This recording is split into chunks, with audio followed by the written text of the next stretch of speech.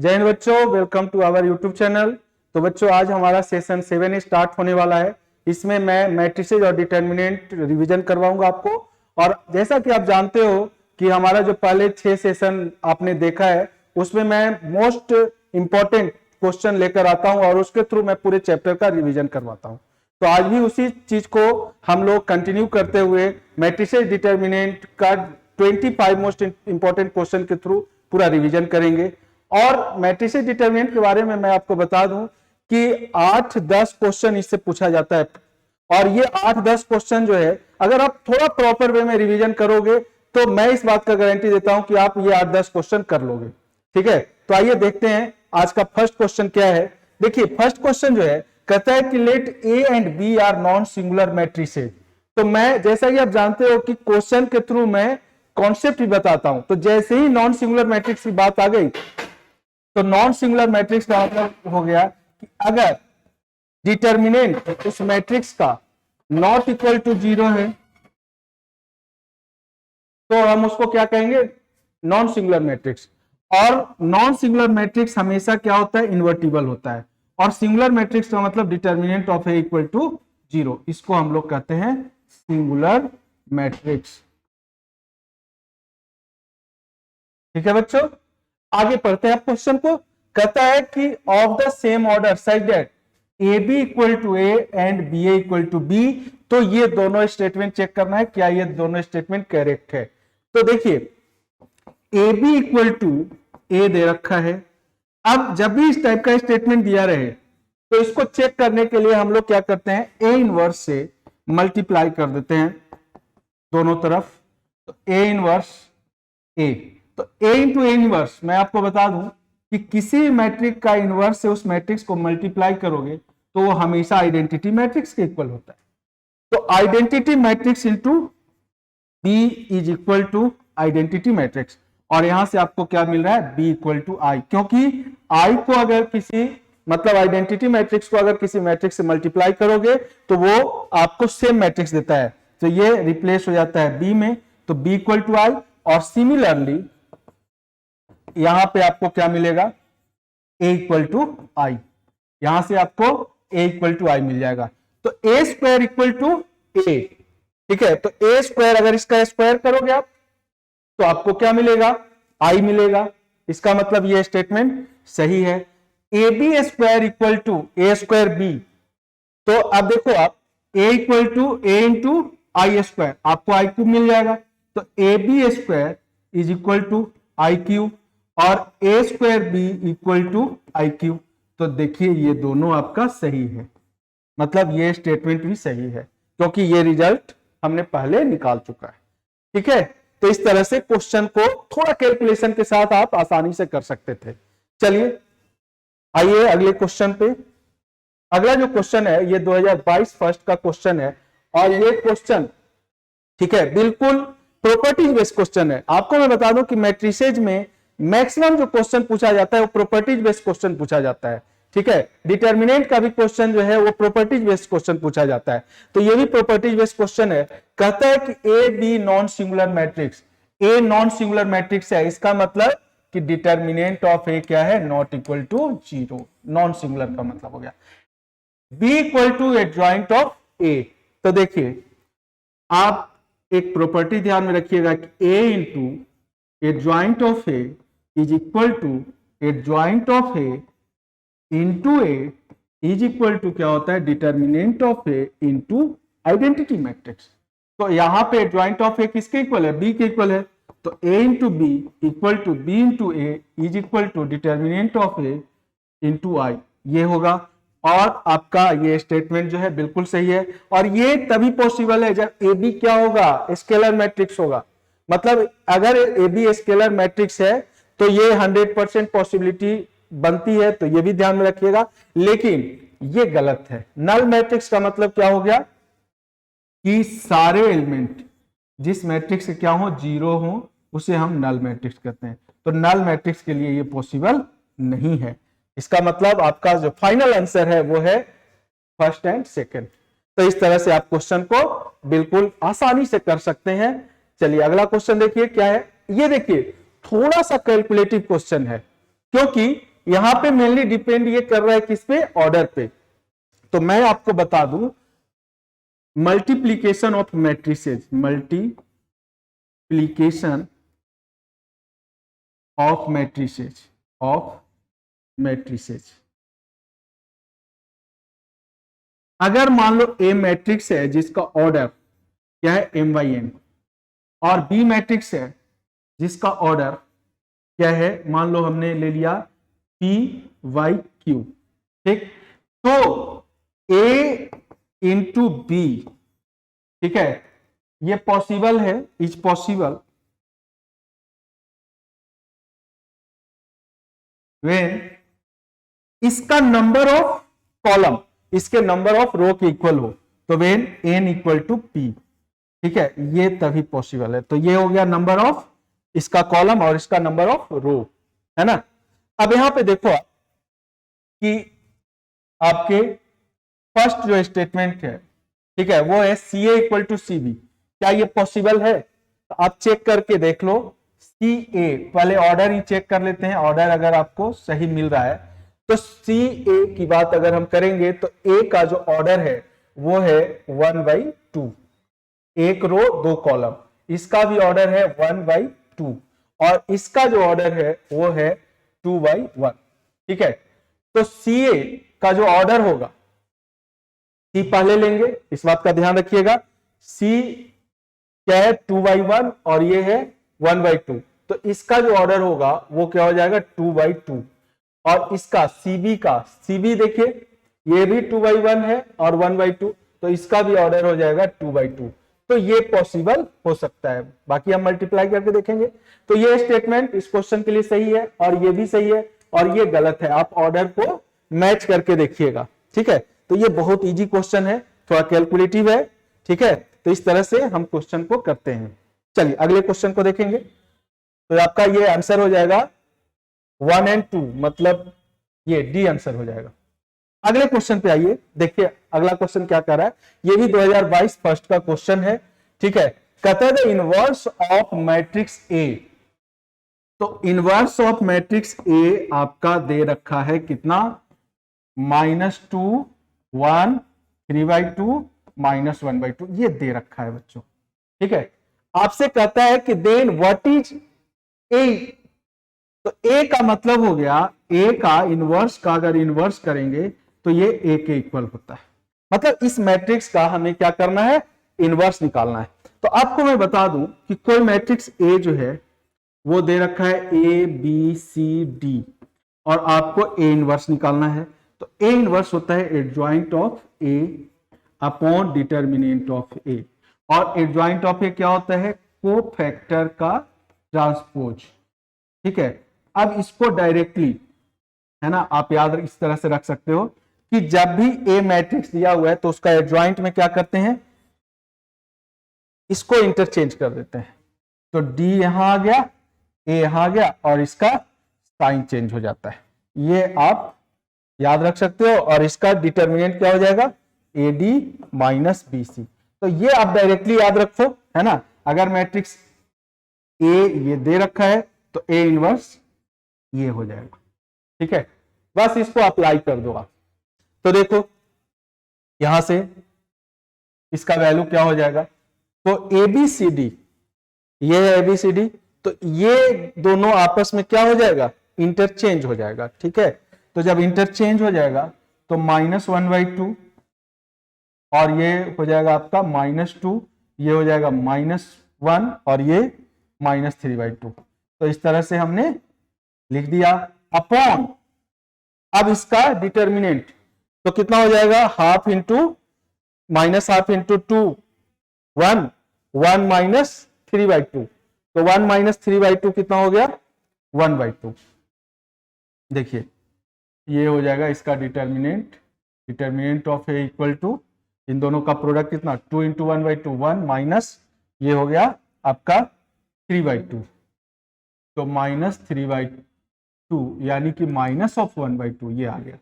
अब हमें क्या यहाँ पे -1/2 ले लेना है, तो इससे इसको डिवाइड कीजिए 1, इसको डिवाइड कीजिए तो माइनस माइनस प्लस 2, तो 1 2 आपको इसमें दिख रहा है एंड ये हो जाएगा 3, ये हो जाएगा 4, तो ये आपका फाइनल आंसर ए हो जाएगा। ठीक है, 1 2 3 एंड 4।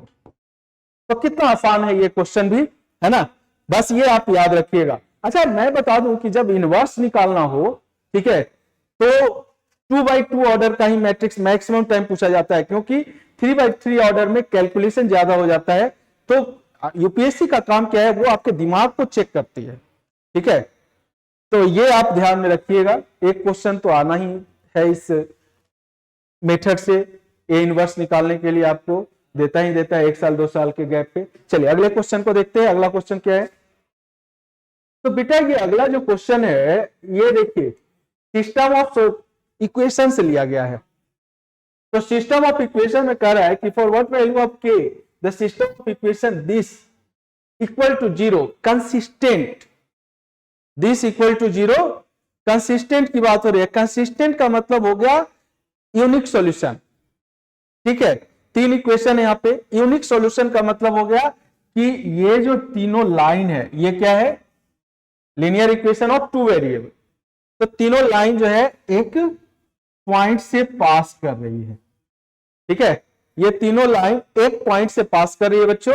तो एक पॉइंट से पास करने का मतलब क्या है यहां पे, कि ये तीनों लाइन जो है वो कनकरेंट होगी। ठीक है, तीनों लाइन क्या होगी, कनकरेंट। तो यहां पे जब तीनों लाइन कनकरेंट होगी तो डिटर्मिनेंट क्या ले लेना है, 0। इसका मतलब डिटर्मिनेंट का मतलब आप ए का वैल्यू, ए का वैल्यू आप कैसे लिखिएगा, तो कोफिशिएंट ऑफ एक्स 2k², यहां पे क्या आ गया 3, और यहां -1 7 -2 3 और 6k और 1 1 इज इक्वल टू 0। तो ये क्वाड्रेटिक बनेगा और आप इसको सोल्व करेंगे डिटर्मिनेंट को, तो आपका ये आंसर आ जाएगा बी। सिंपल है, बस डिटर्मिनेंट को सोल्व करना है और फॉर्मूला लगाकर इसमें के का वैल्यू निकालना है। ठीक है, चलिए अगले क्वेश्चन को देखते हैं। नेक्स्ट क्वेश्चन जो है कहता है how for how many values of के दिस इज सिंगुलर। ठीक है, आपसे पूछ रहा है for how many values of के, ये जो है वो सिंगुलर है। ठीक है, तो यहां पे सिंगुलर के लिए, है ना, देखिए सिंगुलर के लिए क्या होता है, determinant of A equal to 0।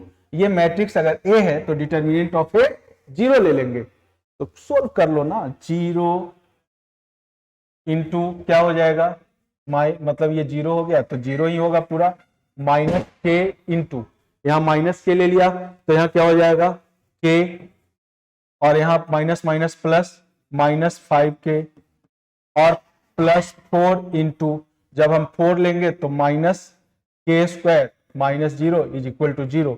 तो यहां से देखिए आपको क्या मिला, ये तो पूरा 0 मिल रहा है, लिखो ना लिखो कोई फर्क नहीं पड़ता है। और -k², ये हो जाएगा कितना, -4k और 4 +4k², ये हो जाएगा +4k² और -4k² इज इक्वल टू 0, यानी कि k² इक्वल टू k²। इसका मतलब है कि k के सारे वैल्यू के लिए ये ट्रू है, तो आपका नंबर ऑफ सॉल्यूशन क्या हो जाएगा, इनफाइनाइट, है ना। तो इस तरह से आप क्वेश्चन को इजीली कर सकते हैं। चलिए अगले क्वेश्चन को देखते हैं। अगला क्वेश्चन क्या है, अगला क्वेश्चन जो है मैंने आपको बताया कि मल्टीप्लीकेशन ऑफ मैट्रिसेज में ऑर्डर मायने रखता है। तो यहां देखिए आप 3/5 एंड 5/3 है, तो ए का ऑर्डर कितना है बेटा, ए का ऑर्डर है 3/5 और बी का ऑर्डर है कितना, 5/3। कितना आसान क्वेश्चन है। अब ए इंटू बी एग्जिस्ट करेगा कब, जब यहां पे ये इक्वल होगा, और ये जब इक्वल होगा तो इसका फाइनल ऑर्डर। तो देखो यहां पे जब रो और कॉलम दोनों इक्वल होते हैं तो ये मान लो कि कैंसिल हो गया, मान लो ये ऐसे कैंसिल नहीं होता है, ये मल्टीप्लीकेशन पे आपका ऑर्डर क्या आ जाता है 3/3, तो इसका ऑर्डर क्या आ गया 3/3, जो बच गया इसका ऑर्डर। अब बी ए, तो यहां देखिए बी ए एग्जिस्ट करेगा तो इसका ऑर्डर क्या हो जाएगा, तो यहां पे 3 और ये वाला 3 कैंसिल हो जाएगा, है ना, तो क्या आ जाएगा 5/5। तो फाइनल आंसर क्या है आपका 3/3 एंड 5/5। आसान क्वेश्चन है, ठीक है, परेशान होने की जरूरत नहीं है, बस कंसेप्ट पे, बार बार मैं बोलता हूं कि कंसेप्ट पे फोकस रखो। कंसेप्ट अगर क्लियर है तो क्वेश्चन सॉल्व करने से कोई नहीं रोक सकता आपको, है कि नहीं। चलिए अगले क्वेश्चन पे आते हैं।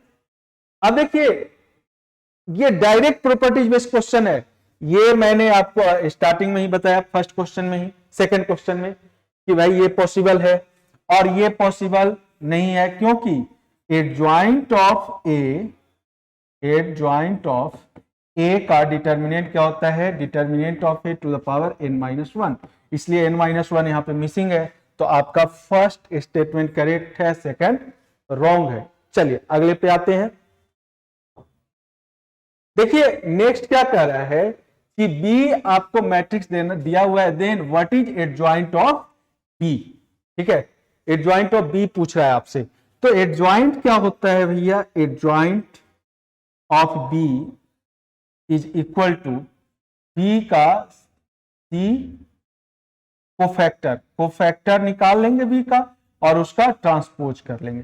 तो इसमें आपको क्या करना है, सिर्फ एक रो का, ज्यादा का हमें नहीं देखना है, एक रो का आपको कोफैक्टर निकालना है और उसका ट्रांसपोज कर देना है। तो ट्रांसपोज क्या होता है, देखिए कोई भी मैट्रिक्स अगर मान लो A equal to A B C and D 2/2 order का है या 2/3 ऑर्डर का है, तो रो और कॉलम को अगर इंटरचेंज कर देंगे तो उसका ट्रांसपोज हो जाएगा। तो ए का ट्रांसपोज क्या हो जाएगा बेटा, ए सी बी डी।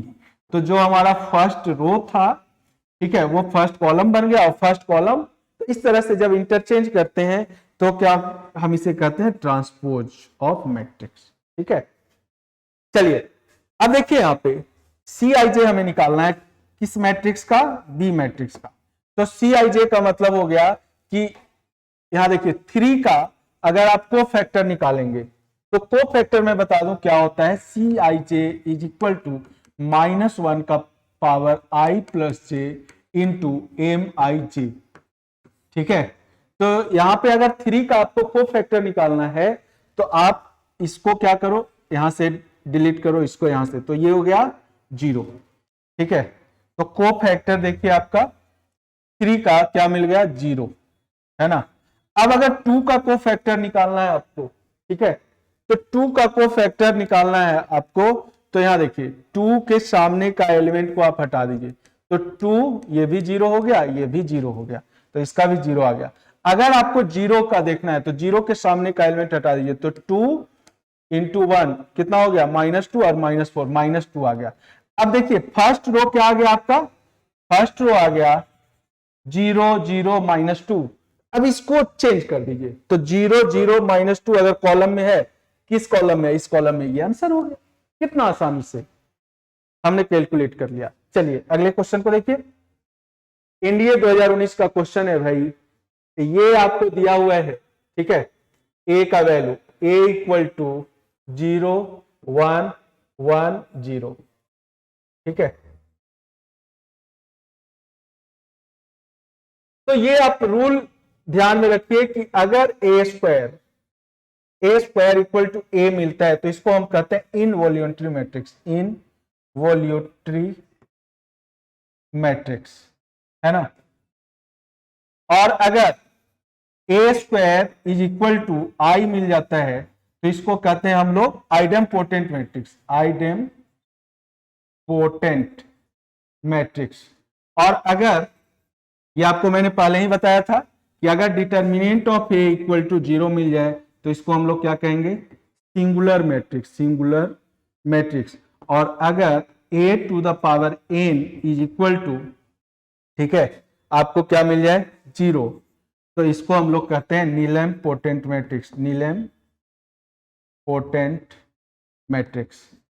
तो आप स्क्वायर निकाल लीजिए पहले। देखो डिटर्मिनेंट तो 0 नहीं हो रहा है क्योंकि 0 इंटू 0 -1, तो -1 हो रहा है, तो आप ए स्क्वायर निकाल लो। तो ए स्क्वायर देखो क्या हो जाएगा, 0 1 1 0 इंटू 0 1 1 0।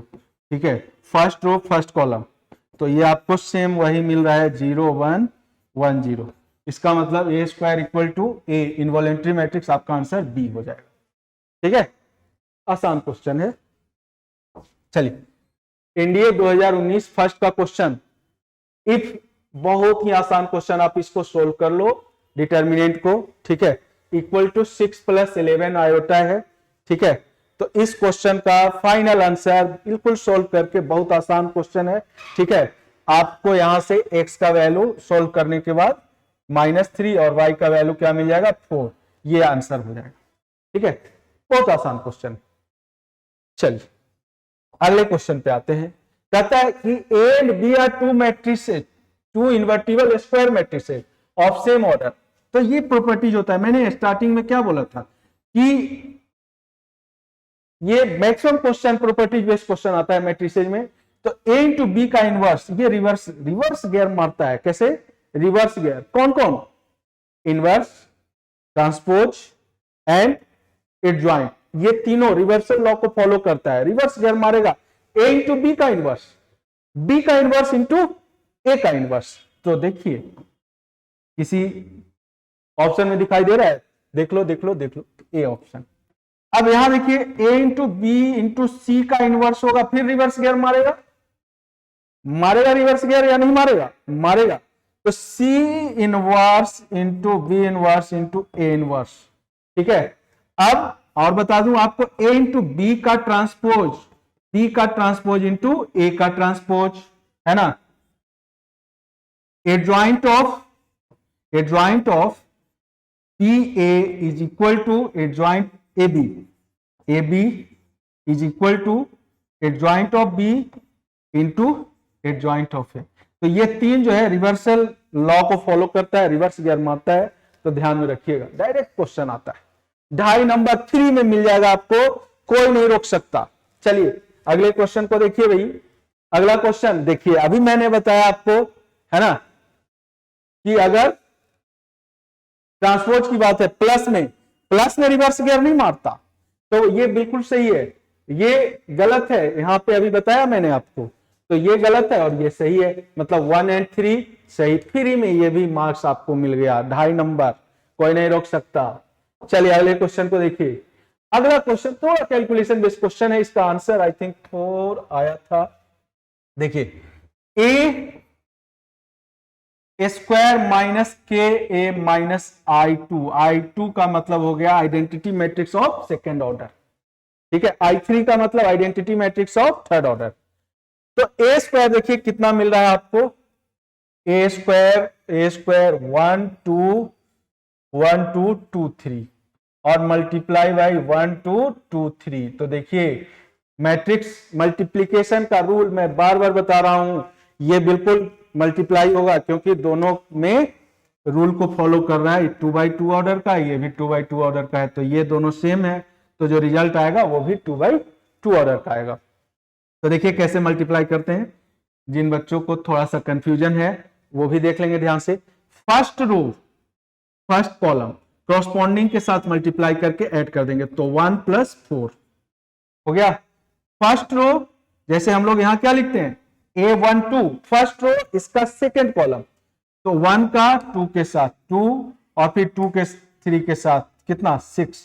फिर सेकेंड रो फर्स्ट कॉलम, तो 2 + 6 ये भी 8 हो गया, और 2 2 जा 4 + 9 13। तो आ गया कितना 5 8 8 13, ये आ गया। अब देखिए आप इसको कैसे लिखिएगा, 5 8 8 13 माइनस के मल्टीप्लाई हो रहा है इसमें, तो ये पूरा हो गया कितना K 2K 2K 3K और माइनस 1 0 0 1 इज इक्वल टू कितना, is equal to 0, is equal to 0, ठीक है। अब देखिए यहां पे आपको कुछ नहीं करना है, आपको K का वैल्यू चाहिए, तो आप यहां से कॉरस्पॉन्डिंग को ऐड कर दीजिए, मतलब हर एक मैट्रिसेस से कॉरस्पॉन्डिंग को ऐड कर दीजिए, 0 से इक्वेट कर दीजिए, क्योंकि 0 का मतलब ये क्या हो गया, नल मैट्रिक्स। तो इस तरह से 5 minus K minus -1 equal to 0। तो K का वैल्यू कितना आ गया 4, यानी कि ये आपका आंसर आ गया। देखिए कितना आसान क्वेश्चन था, बस थोड़ा कैलकुलेशन। मैट्रिक्स में अगर मल्टीप्लीकेशन आ गया तो कैलकुलेशन एक बार जरूर कर लीजिए और बिल्कुल प्रॉपर वे में कीजिए, क्योंकि यहाँ प्लस माइनस का आपका मतलब गड़बड़ होता ही होता है, तो बिल्कुल प्रॉपर वे में आपका आंसर आ जाएगा। चलिए अगले क्वेश्चन को देखिए। अगला क्वेश्चन 2017 का क्वेश्चन है और ये मैट्रिसेज का क्वेश्चन है। फिर वही ऑर्डर वाला क्वेश्चन है, थोड़ा सा डिफरेंट टाइप का लग रहा था। इस टाइप का क्वेश्चन हर 2 साल पर रिपीट होता है पक्का। तो देखिए यहां पे कह रहा है कि ए का जो ऑर्डर है बच्चे वो है x+5। ए का ऑर्डर है x rose and x+5 column. अच्छा जी, तो x जो है वो रोज है इंटू x+5, मतलब ये आपका नंबर ऑफ रोज और ये नंबर ऑफ कॉलम। और b जो है उसमें नंबर ऑफ रोज है y और नंबर ऑफ कॉलम क्या है 11 माइनस y। कहता है कि ए बी है ना, ए बी एग्जिस्ट कर रहा है, तो ए बी कब एग्जिस्ट करेगा, जब x+5 किसके इक्वल हो जाएगा, y के इक्वल होगा। तो ए बी एग्जिस्ट, देखिए कितना आसान क्वेश्चन है, x+5 is equal to y and B A exist, B A exist कब, तो यहां पे उल्टा ले लीजिए 11 माइनस वाई, क्योंकि इसका ये कॉलम हो गया इसके रो के इक्वल होगा, तो 11 minus Y is equal to x.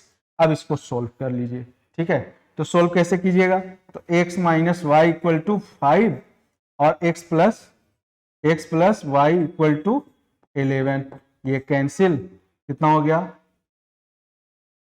16, x equal to 8 है ना, x इक्वल टू 8 और x का वैल्यू 8 तो y का वैल्यू कितना हो जाएगा x+8 3, तो 8,3 ये फाइनल आंसर। कितना आसान क्वेश्चन है। चलिए अगले क्वेश्चन को करते हैं। देखिए अगला जो क्वेश्चन है ये आप देखिए, इस टाइप का क्वेश्चन ये एक्चुअली साइक्लिक ऑर्डर को फॉलो करता है ना, ए बी सी, पहले ऑर्डर में क्या, पहले रो में ए बी सी, फिर दूसरे में बी सी ए देखिए, और तीसरे में सी ए बी। तो इसका जो वैल्यू होता है, ठीक है, जब इसको आप सोल्व करेंगे तो देखिए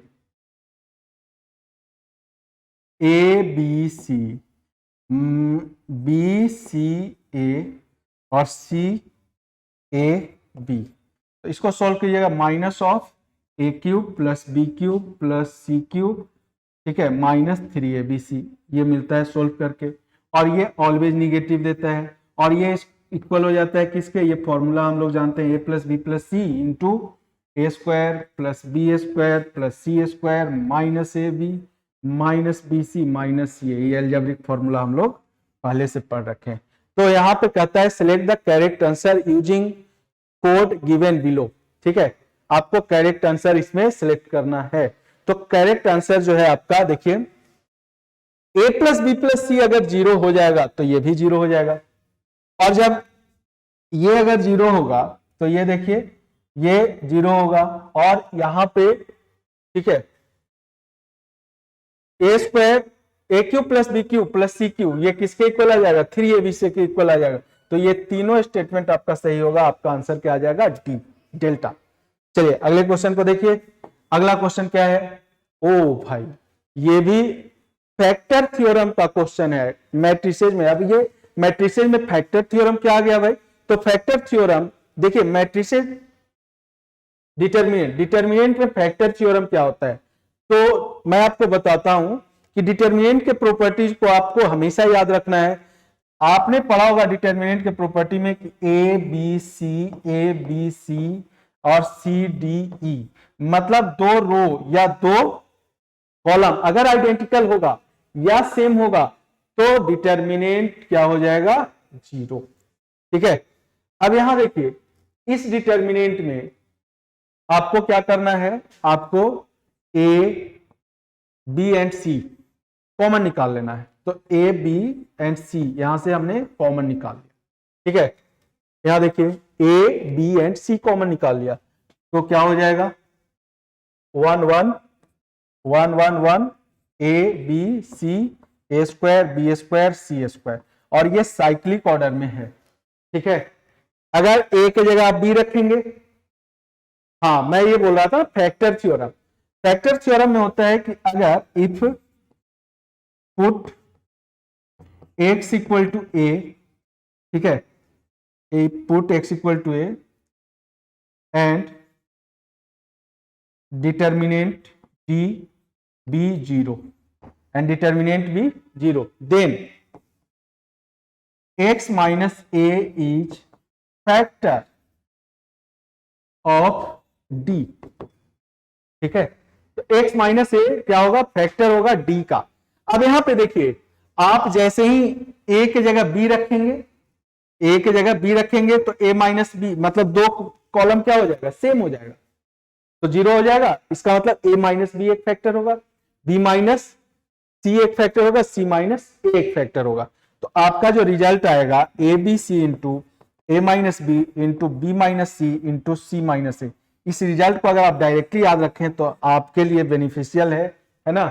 तो यहाँ पे देखिए ए बी सी का वैल्यू दिया हुआ है कितना, 6, और इसका दिया हुआ है 2। आपका फाइनल आंसर हो गया 12, अगर आप इसको ध्यान में रखते हैं तो। और नहीं तो फिर सॉल्व करते रह जाइएगा, आप आंसर मिलना मुश्किल हो जाए। मिल भी जाए तो 4-5 मिनट का टाइम लगेगा। और आप अगर इस कंसेप्ट को याद रखेंगे, फैक्टर थ्योरम को याद रखेंगे, तो आप क्वेश्चन को यूं कर सकते हैं। क्यों यूं, ठीक है। चलिए अगले क्वेश्चन को देखते हैं। अगला क्वेश्चन जो है कहता है how many distinct matrices exist with all 4 entries taken from 2 1 and 2। अब यहां पे जैसे ही हाउ मेनी डिस्टिंक्ट मैट्रिसेस का, ठीक है, ये आ जाता है क्वेश्चन में, तो आप लोग को याद होगा permutation, how many ways, how many ways, how many distinct. तो यहां पे कह रहा है कि matrices exist with all 4 entries, all 4 entries, और नंबर क्या लिया, 2। तो इसको भी दो तरीके से इसको भी फिलअप कर सकते हैं, यहां भी। तो ये टोटल नंबर ऑफ वेज जो है वो क्या हो गया, 2 का पावर 4। तो total number of distinct matrices, distinct matrices is equal to 2 to the power 4, that means 16 is the final answer, ठीक है। चलिए अगले क्वेश्चन को देखते हैं। ये भी बहुत आसान क्वेश्चन है, इसका आंसर आएगा 0। कैसे, देखिए आप कुछ नहीं करना है, इसमें क्या कर रहा है, the elements ith row and jth column ये दिया हुआ है। ये बिल्कुल एक फंक्शन के टाइप होता है, 3x3 ऑर्डर का है। तो यहां देखिए जो आपका डिटर्मिनेंट बनेगा, ठीक है, वो इस तरह से बनेगा। क्या बनेगा डिटर्मिनेंट भाई, तो इस तरह से देखिए d इक्वल टू, अब यहां पे i प्लस जे, तो हम लोग a11 a12 a13 a21 a22 a23 a31 a32 a33 इस तरह से लेते हैं।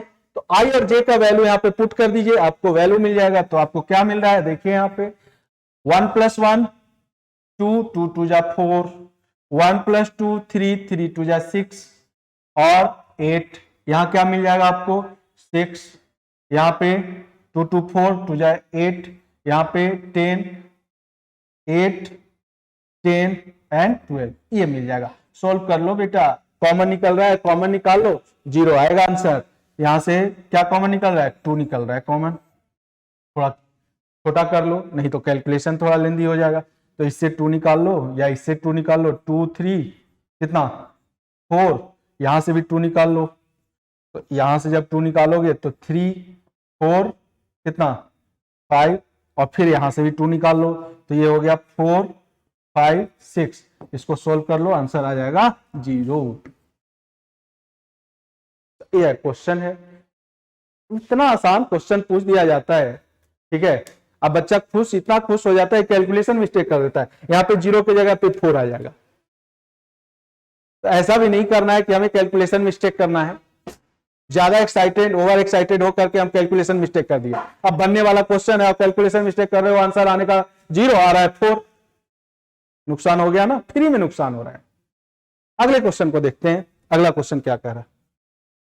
ले भाई कितना आसान क्वेश्चन है, छी। देखो x का वैल्यू निकालना है ना, सोल्व कर लो। यहाँ पे 2 एलिमेंट जो है सेकेंड रो का 0 है, एक्स का वैल्यू आ जाएगा, इसको भी मुझसे ही सोल्व करवाओ, क्या +-1, ये आंसर हो जाएगा।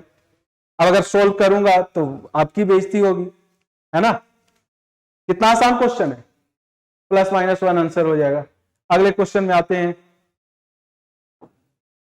हाँ ये क्वेश्चन ठीक है, इसमें बच्चे कंफ्यूज कर जाते हैं। और कंफ्यूज क्यों कर जाते हैं, क्योंकि यहाँ पे फैक्टोरियल आ जाता है। फैक्टोरियल हम लोग ज्यादातर पढ़ते हैं कहाँ, परम्यूटेशन कॉम्बिनेशन में और बाइनोमियल थ्योरम में। तो थोड़ा पानी पी लेता हूं, ठीक है, फिर बताता हूं।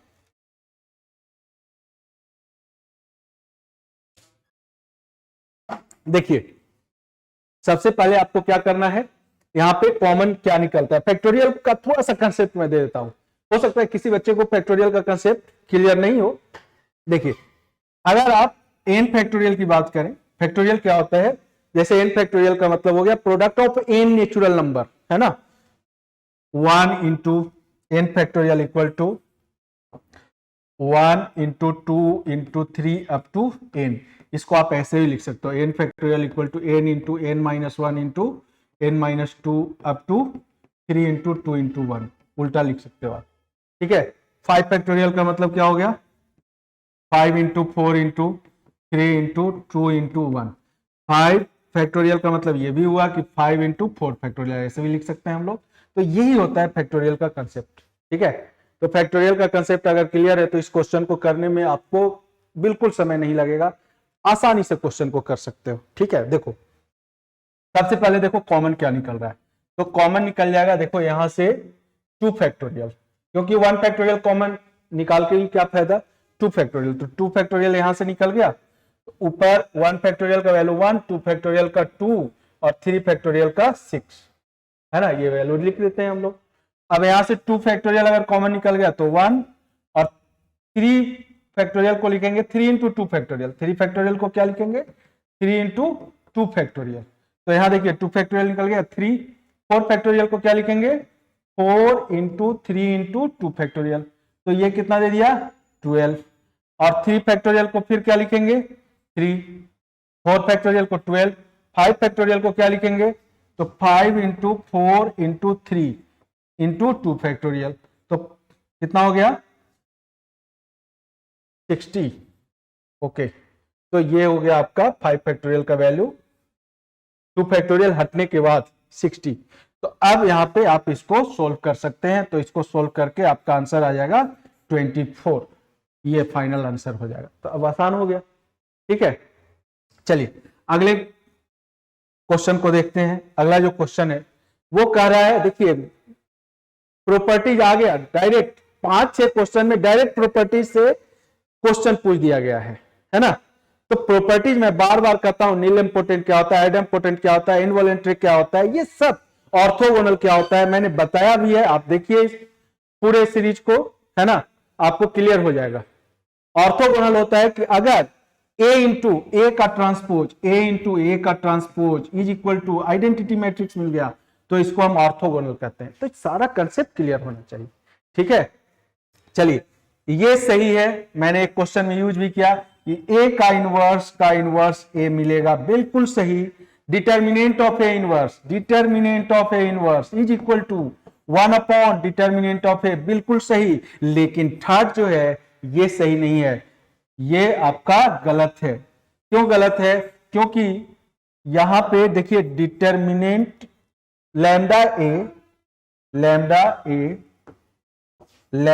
ए इनवर्स, है ना, is equal to 1 upon lambda, lambda जो है रेसिप्रोकल में चला जाता है, ए इनवर्स हो जाता है, इसलिए यहां पे लैम्डा यहां मल्टीप्लाई हो रहा है इनवर्स के साथ, गलत है। आपका फाइनल आंसर है 1 और 2, ठीक है।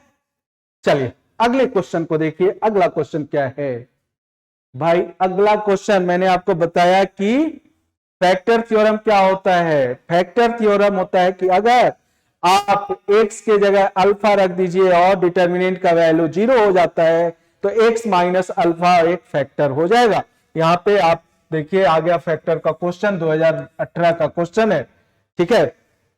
आप x के जगह पे 3 रख दो, x इक्वल टू 3 पुट कर दो, तो यहां देखो आप क्या मिल गया 3, 9, 27, यहां भी है 3, 9, 27 और यहाँ क्या है y 5y³ 10y⁵ हमें पेन उठाने का भी जरूरत नहीं था, इस क्वेश्चन को हम देखते ही कर सकते थे, क्योंकि यहाँ पे x = 3 पुट करने के बाद दो कॉलम सेम हो रहा है, इसलिए x - 3 क्या हो जाएगा, एक फैक्टर हो जाएगा। फाइनल आंसर ए है।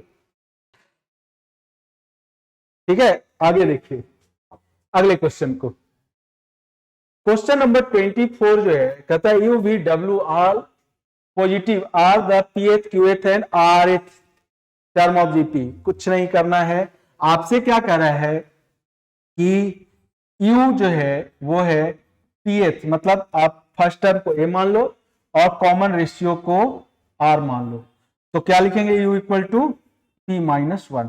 देखिए जीपी में आपका tn है ना, nth टर्म का फॉर्मूला होता है a × स्मॉल r लेते हैं कॉमन रेशियो r⁴ n - 1, इसी फॉर्मूला का हमने यूज किया यहाँ पे।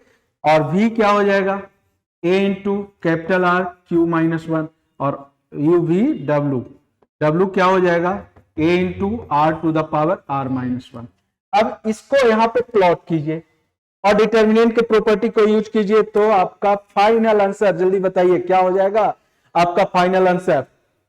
आपका फाइनल आंसर 110% 0 हो जाएगा using the property of determinant. याद रखिएगा, कई बार क्वेश्चन पूछ चुका है। ठीक है, अगले क्वेश्चन को देखिए। अगले क्वेश्चन में कह रहा है नो सॉल्यूशन। ठीक है, सिस्टम ऑफ लीनियर इक्वेशन आज का जो लास्ट क्वेश्चन है और बहुत बेहतरीन क्वेश्चन है, इससे रिलेटेड आपको एक दो क्वेश्चन और भी पहले मिल गया है। देखिए इसमें कह रहा है नो सॉल्यूशन। बेटा नो सॉल्यूशन का मतलब क्या हो गया कि अगर आप इसको डिटर्मिनेंट फॉर्म में लिखोगे तो determinant is not equal to 0, यानी कि वो क्या होना चाहिए, सिंगुलर होना चाहिए। तो a का वैल्यू यहां से निकाल लीजिए, k 1 1 1 k 1 1 1 k क्या होना चाहिए, दिस इक्वल टू 0। अब इसको सोल्व कर लो, क्वाड्रेटिक बनेगा, k का वैल्यू मिल जाएगा। तो यहां क्या हो जाएगा, k × k² -1 -1 × k - 0 प्लस 1 × यहां पे देखिए, अगर इस 1 को लेंगे तो ये हो जाएगा कितना, 1 माइनस, यहां पे अगर हमने इस 1 को लिया तो ये हो गया k -1 है। ठीक है, k -1, इस 1 को लिया तो k -1, अगर इस 1 को हमने लिया तो यहां से 1 - k इक्वल टू 0। तो ये हो गया कितना, k³ - k k³ okay, k² - 1 k³ -k +1 k is equal to 0। तो यहां पे क्या आ गया, आपको क्या मिल गया, k³ -3k okay +2 equal to 0। तो 1 अगर हम रखेंगे तो 1 + 3, एक आ गया k इक्वल टू 1 और दूसरा आ जाएगा -2। देखिए यहाँ पे 1 अगर आप रखेंगे तो ये 1 1 1 1 1 1 बन जाएगा। तो इसका मतलब ये क्या दे दिया, इनफाइनाइटली मेनी सॉल्यूशन, क्योंकि यहाँ पे डिटर्मिनेंट क्या आ जाएगा, 0। जैसा कि मैंने आपको बताया है कि किसी भी डिटर्मिनेंट में अगर कोई भी दो रो या कॉलम सेम आ गया तो डिटर्मिनेंट का वैल्यू क्या हो जाएगा, 0। अब यहां पे अगर 1 रखते हैं तो तीनों रो सेम आ गया या तीनों कॉलम सेम आ गया तो 0 आ जाएगा। 0 तो चाहिए हमें, तो ये क्या दे देगा, इनफाइनाइटली मेनी सॉल्यूशन। इसलिए ये इनफाइनाइटली मेनी सॉल्यूशन नहीं होगा। क्यों, क्योंकि यहां पे ऑप्शन में नहीं है। तो -2 इज द फाइनल आंसर। इस तरह से आज का 25 क्वेश्चन जो है कंप्लीट हुआ, और इसको आप एक बार जरूर देखें इस वीडियो को। मैं इस बात का गारंटी देता हूं कि आप 4 से 5 क्वेश्चन नॉर्मल मैट्रिसेस से कर सकते हैं, 2 से 3 क्वेश्चन आप डिटर्मिनेंट से कर सकते हैं। तो मैं अगले दिन, मतलब जो हमारा अगला जो सेशन होगा और भी इंपॉर्टेंट होने वाला है, इसमें हमारे कुछ बच्चों ने डिमांड किया था कि सर हमें एरिया निकालने में प्रॉब्लम होता है, हमें डेफिनेट इंटीग्रेशन में जो प्रॉपर्टीज हम लोग पढ़ते हैं उसको इवेल्युएट करने में प्रॉब्लम होता है। तो तो आप टेंशन मत लीजिए, उसके लिए मैं हूं। ठीक है, तो आप बने रहिए हमारे साथ। मिलते हैं हम लोग अगले सेशन में। जय हिंद।